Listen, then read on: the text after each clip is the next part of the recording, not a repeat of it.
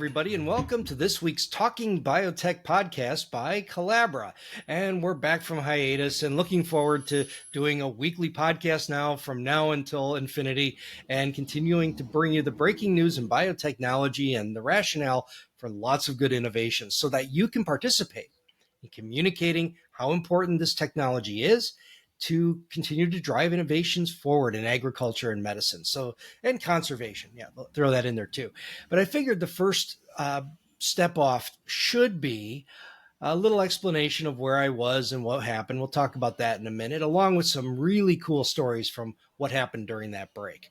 But before we get going, I wanted to talk to our sponsors. So today we're speaking with Aoi Senju. What's your official title at Collabra? I'm the CEO of Collabra. The CEO of Collabra. Okay. So he's the CEO of Collabra. And why don't you tell me a little bit about what Collabra does? Let's start there. Yep. So we build data management software for pharmaceutical enterprises. And we work primarily with preclinical discovery teams to make sure that the data is accessible, it's findable, it's searchable, and solve a lot of the pain points that exist in this space today.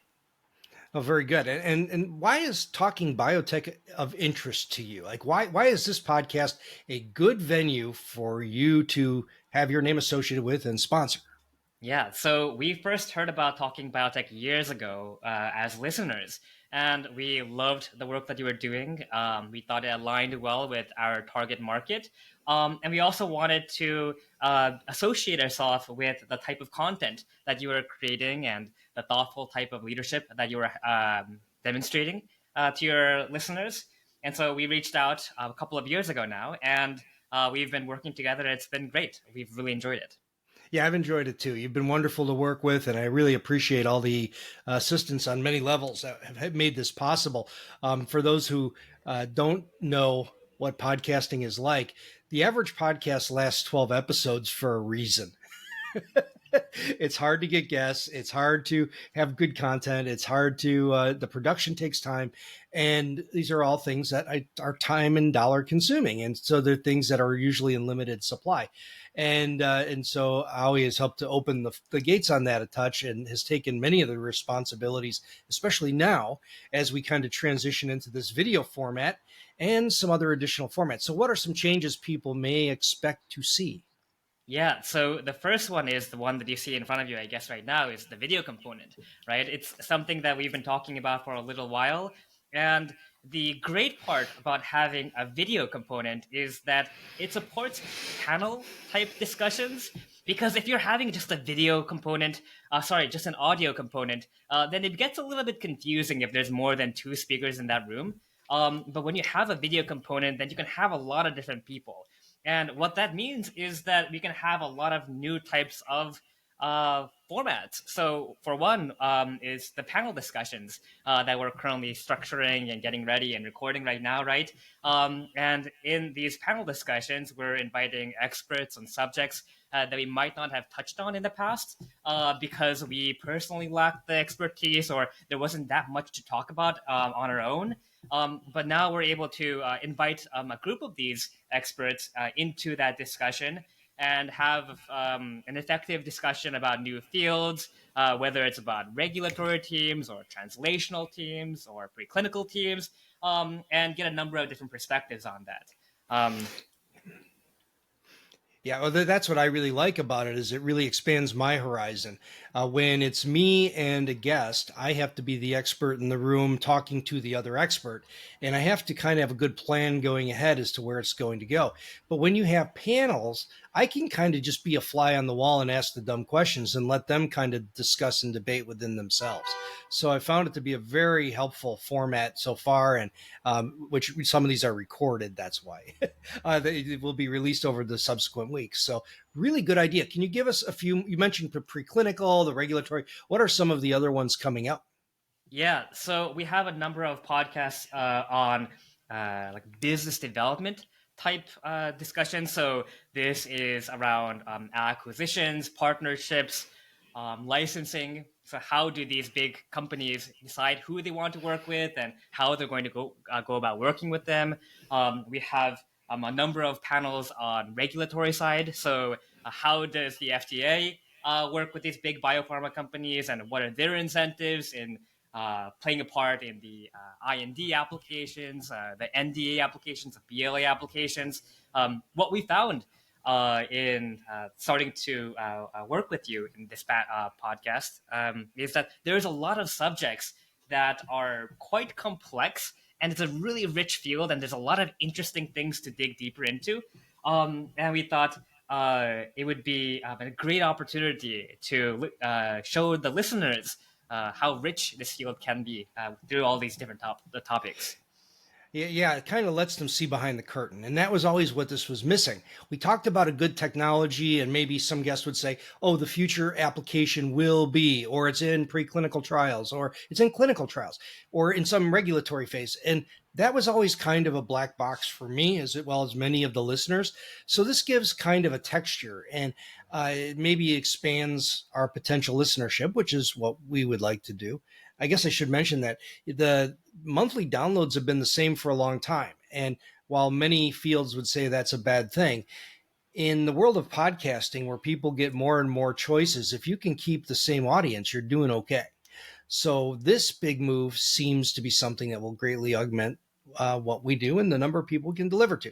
So, yeah, that's the hope. It's to cover a number of different subjects, and we will still continue to hopefully produce engaging content that everyone has come to know and love. But we will be able to invite a number of these expert panelists to touch on new subjects to expand the listenership into different fields that we might not have touched on in the past, and in doing so, get new types of listeners that would find this kind of content interesting. Well, very good. Well, thank you very much, Al. We really appreciate all your support and for making this possible. It's exciting to enter into a new phase of this particular podcast. So thank you very much. Thank you very much. Okay. All right. And then, you can take off here, and then I'll keep on rolling. And then I'll just keep on rolling. All right. Sound good. And then I'll edit that out. Yep. See you later. Thank you. Bye. And for the rest of us who are sticking on, let me tell you a little bit about what happened to me last November when I had to go on hiatus. And this podcast, as I mentioned, is actually very energy dependent. It takes a lot to book these interviews, to arrange to do the interview, study ahead of time, and then do the production afterwards. And it's a lot for anybody to do. And for me, my normal job as a professor, I'm teaching, I'm doing research. I have lots of undergraduate researchers, 4 really good undergraduate researchers who love lots of time. Many things in my life. Just had a baby last year. She's 10 months old now. And all these things together, and then helping my wife farm. We're at the farmer's market every Saturday morning, loading a truck at 6 a.m. And usually that is preceded by me uploading the Talking Biotech podcast after engineering and producing it at midnight or 1 a.m. And so it has always been a very demanding add-on to our already busy schedule, but it's worth it. It's worth every minute. And now after 8.5 years, I found myself just in a position where I couldn't continue. It was mostly health related. And those of you who remember, I was in the hospital with a problem that nobody really could figure out. I was before Thanksgiving, actually the month of November, I was running high fevers, like 103 and more. And every day running high fever, running every night, running high fevers. And they would break, but then they would kick back on. And the continual rise and fall of the fever was something that a physician I went to said, this is very concerning. Let's do all the blood work and figure it out. And I had all kinds of problems with liver enzymes. I had problems with blood count was all over the place. And she suggested that I go for more testing. And she signed me up for all kinds of stuff, from looking from everything from irregular cells that would be indicative of different blood cancers all the way through ticks and other types of parasites. So it was a pretty wide range of potential problems. I have no digestive, no respiratory symptoms, just high fevers. And I had scored a false positive on a test for sepsis. So apparently I was in bad shape with a blood infection and had to be moved to the hospital very quickly. So I went to an emergency room, and a team of infectious disease specialists would see me daily, and they could not figure out what was wrong. They ran every test in the book, did every scan they could do, and there was nothing to be found. And after a week in the hospital, they said, still running fevers. They said, we're sending you home and see where it goes. And I was the subject of grand rounds, which I thought was kind of cool. And they just couldn't figure out what was wrong. And there was one thing that was high, and it was cytomegalovirus. Cytomegalovirus, I wanted to get somebody on the podcast to talk about it. Cytomegalovirus is a common virus that infects 70% of people. It's one of these persistent viruses that just is circulating among a human population, and it's in the herpes virus family. It's ubiquitous. I mean, most people have it, and it's rarely pathogenic, but it can be in people who are immune compromised. So those who have organ transplants, things like that, you can see cytomegalovirus levels go up and it become pathogenic. And these are the symptoms I was experiencing without at least as far as I know, a donated organ. And so it was a real shock to not know what was going on. And the high levels of cytomegalovirus may not have been causal. They may have been a symptom of. So we don't really know what happened. All we know is that I had, as they said, relapsing fever, which can be a rather insidious symptom. And the good news is that I didn't have any recurrence of this. And they said, if it comes back, now we got to look a little harder. And in late December, I started running fevers again, feeling awful. And I thought, shoot, it's back. And it turns out it was only COVID. Best COVID test I ever saw. It's positive. So I got really happy about that. So bottom line is I seem to be in perfect health. Everything seems good. I'm excited to take over a new line with this video format and continue with the Talking Biotech podcast. So what happened while I was away? All kinds of fun things. I'm going to yank over my notes here. The video format is something I'm going to have to get used to dealing with because it's a whole nother thing. And just in the interviews I've already done, it's been a challenge to kind of do this without staring at a computer screen. I'm not sure how folks do it, but I won't do it very much. The big story while I was away was the release by the American Academy of Pediatrics. And I won't go into all the details on this, but they had what they called a clinical report about the dangers of feeding genetically engineered or ingredients from genetically engineered crops to your kids. So American Academy of Pediatrics, a very respected, very historically important organization for pediatricians and parents, published in the journal Pediatrics that ingredients from genetically engineered crops are your kids should avoid them. And the article read like an anti-GMO website. It used all the same types of mistakes. That it was. And at first I gave them the benefit of the doubt. They just made some mistakes, dumb mistakes, whatever. That we haven't done enough research on BT to know if it's dangerous or not. Well, they say, well, we need more research before we know. They had a whole thing on glyphosate and how dangerous it was, and cited work which either had severe limitations or was statistical machinations of existing research. So statistical massages like what happened by Zhang et al. 2019 was looked at later by Cabot and Tyrone and others who were experts in cancer epidemiology. They looked at these things and explained that they were using inappropriate comparisons. And so, long story short, the AAP article used information they should not have used to come to a conclusion that was not supported by the scientific consensus. So this was a problem, and I wrote right away to Dr. Lewis First, who is Dr. Lewis First is his name. I didn't write to Dr. Lewis first before I did anything else. Dr. Lewis First, he's the editor-in-chief of Pediatrics, and he seemed to be sympathetic to the idea, and he said that this is a report that goes out, it's peer reviewed, it's looked at by many people. So I don't know who peer reviewed it. I could guess. And it also had Phil Landrigan on the author list. So Dr. Phil Landrigan has been historically associated at the Ramazzini Institute, the what is it called, the American Heartland Initiative, whatever that thing's called, and all these kind of anti-GMO history organizations. So I complained about this to Dr. First, and instead of saying, well, what do you find objectionable, can we talk about it? He said, well, this is the way it goes. If you want to submit 500 words to post at the end of the article, then we can do that.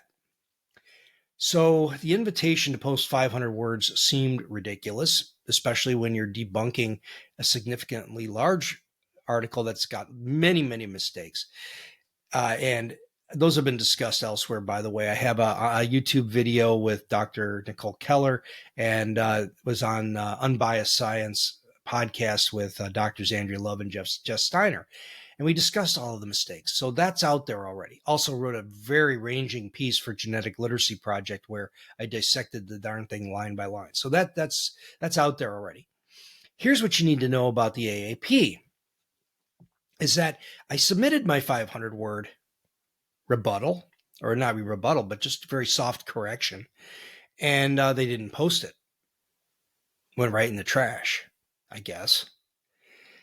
I also hosted an online webinar with Dr. Nicole Keller, who's a pediatrician in the Chicago area.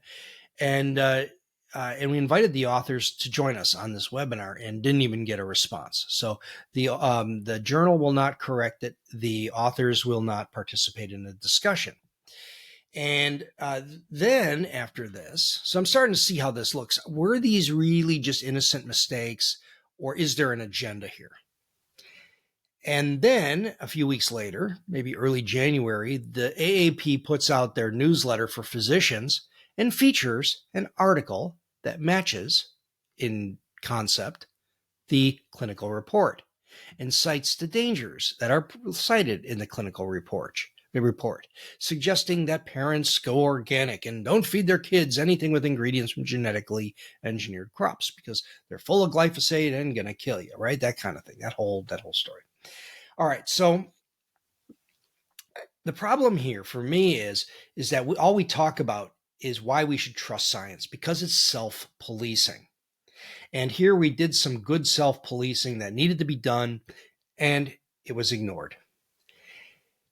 And this is what bothers me as a scientist, is that if I made a mistake in an article and someone called me and said, you made a mistake, this isn't right, I would be petrified.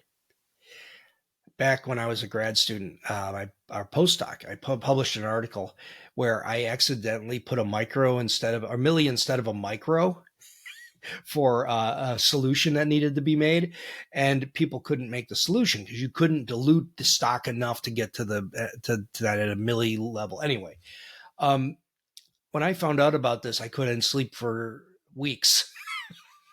I mean, I was absolutely crestfallen because as my master's degree advisor said, things stay in press an awfully long time. And here was this really cool technique that very few people could execute that had an error in the solution needed to make it happen. And it bothered me so much that it just was amazing to me that ever since then, I've been extremely careful to proofread everything a million times over. It's just so important. But the fact of the matter is that here I was correcting scientists and physicians about errors that were in their printed work, and they didn't care. And this shows you the agenda. Their job was to push the anti-GMO message. And of course, this was very well received by USRTK, by GM Watch. They're like, see, the physicians say it's bad.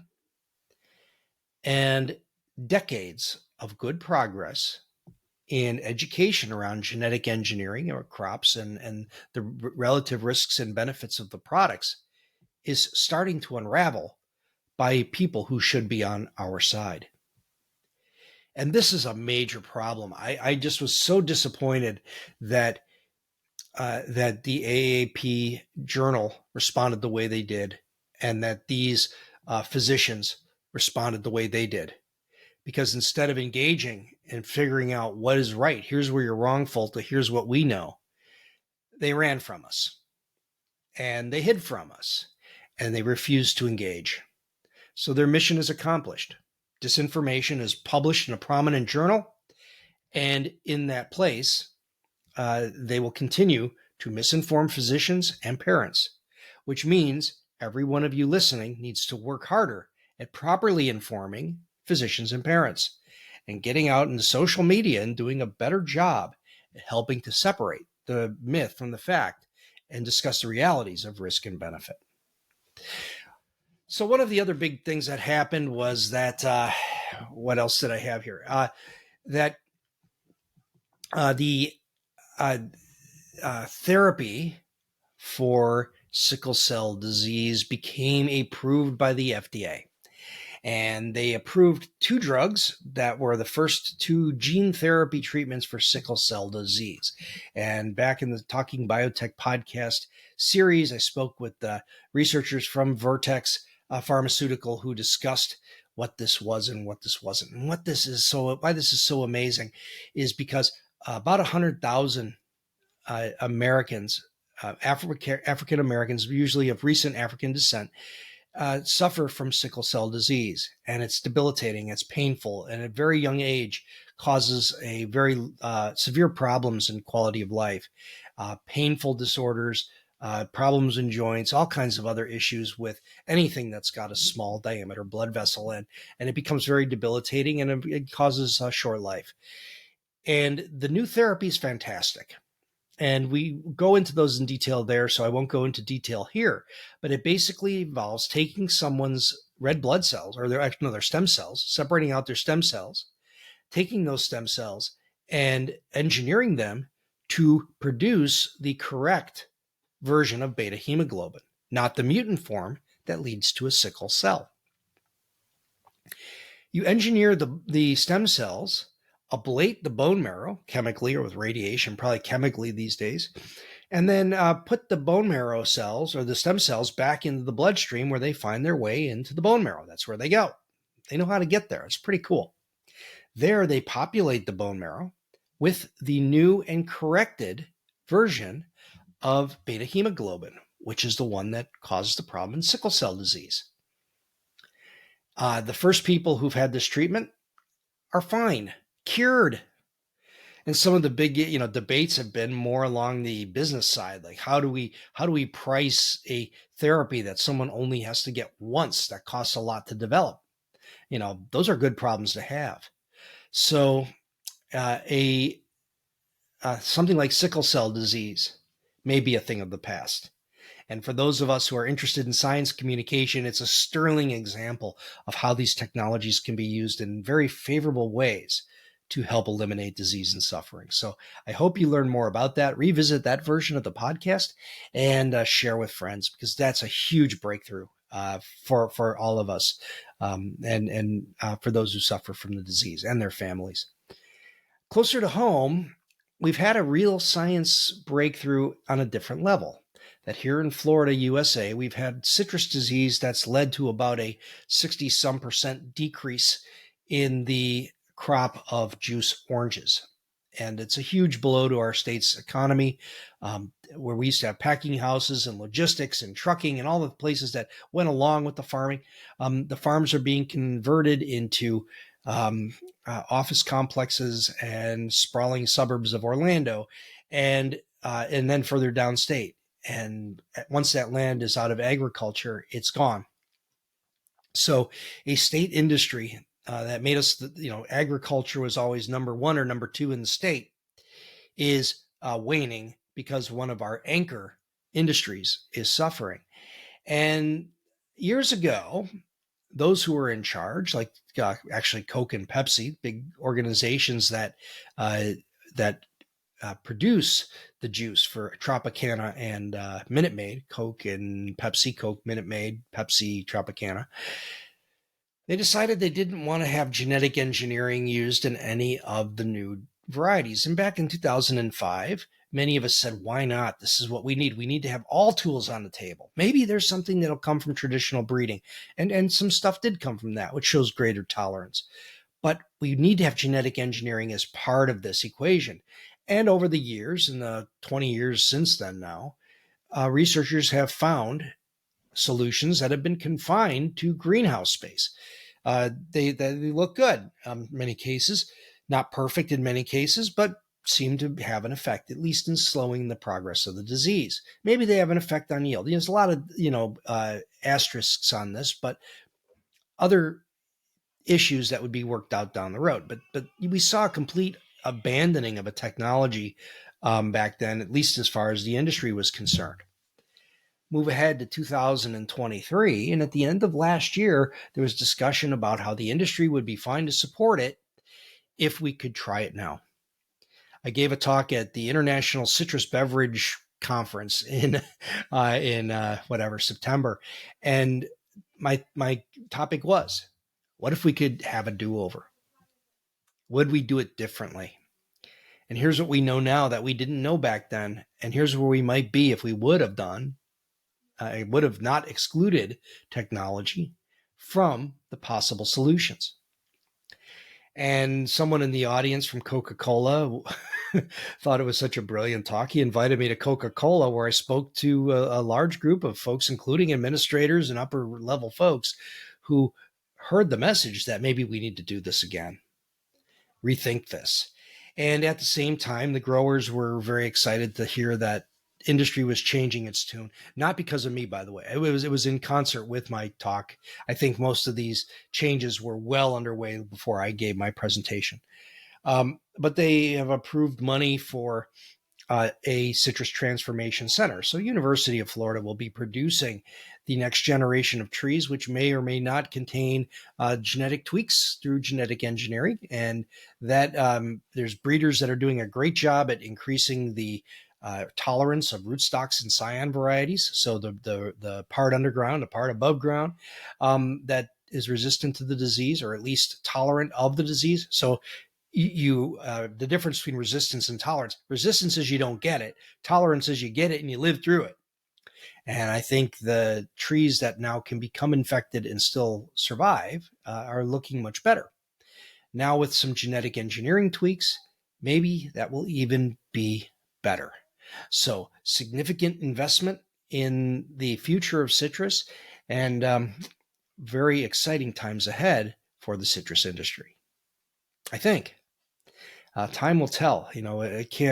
Can the speed of technology implementation and then creating 60 million trees go faster than the need for development for old people from all over the world moving to Florida? Your retirement dollars go farther here.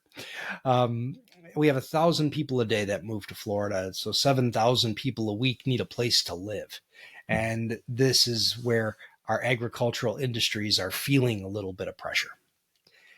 All right, so those are 3 news stories. In the future going forward, we will have panel discussions. We'll talk about news stories. We'll have some other types of media that will happen more likely than once a week, which will be a new thing for me. And lots going on going forward. So thank you for coming back to the Talking Biotech Podcast. As we move into episode, I think this is 431, we'll regain the weekly series, if not more frequently, starting now. So thank you very much for listening and for watching, and we'll talk to you next week.